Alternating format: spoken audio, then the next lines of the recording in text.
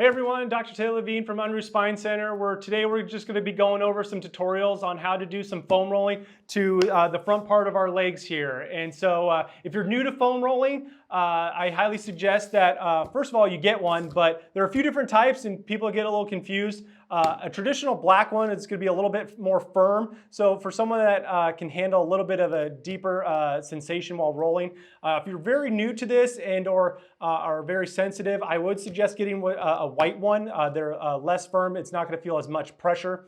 There are the crazy exaggerated ones which have nubs on them. Those are for more serious experts within foam rolling. I have linked a few of these in my comments below, so take a look at them if you don't have one already. But let's get started with this. So we're going to start with our IT band first, which is the nemesis to everyone. It does not feel great, but it does help open up that hips a lot. And so what we're going to do is we're going to be laying on our side. Foam roller is going to be perpendicular here, and we're going to sit up and lay sideways on it, and we're going to kick our other leg over. And just laying on it right now, you will probably feel that this does not feel good. And so what you can do is, in moderation, you can lightly just, again, rolling up and just finding those areas in this IT band that are tender, and you will probably find a few of them. Now, if it is getting too intense, you can kind of use your stabilizing leg and lift up a little bit so the pressure isn't as bad while rolling. Now, I do suggest that you do at least 5 to 10 passes, or, just foam rolling for 30 seconds. While doing this, for me, my IT bands are notoriously tight.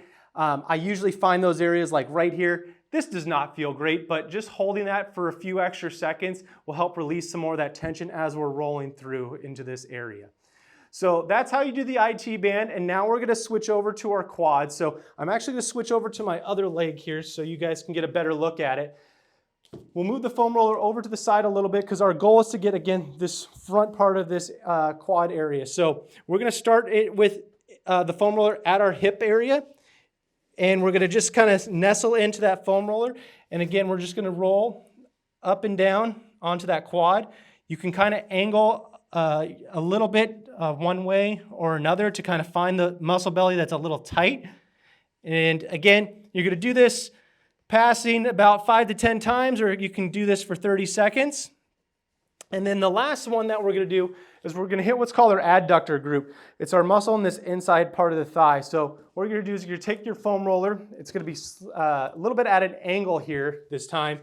And you're going to, again, lay on the ground, kicking your leg over like you're spooning it.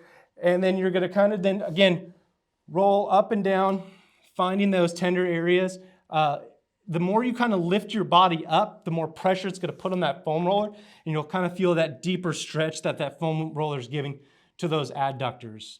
So these types of foam rolling activities are great for runners, for cyclists, for anybody that is going heavy at the gym to help start loosening up all the tension that's going on in those legs. Again, I'm Dr. Taylor Levine from Unruh Spine Center. If you're in office, you have questions about how to do any of these exercises, feel free to come chat, and we'll talk again soon.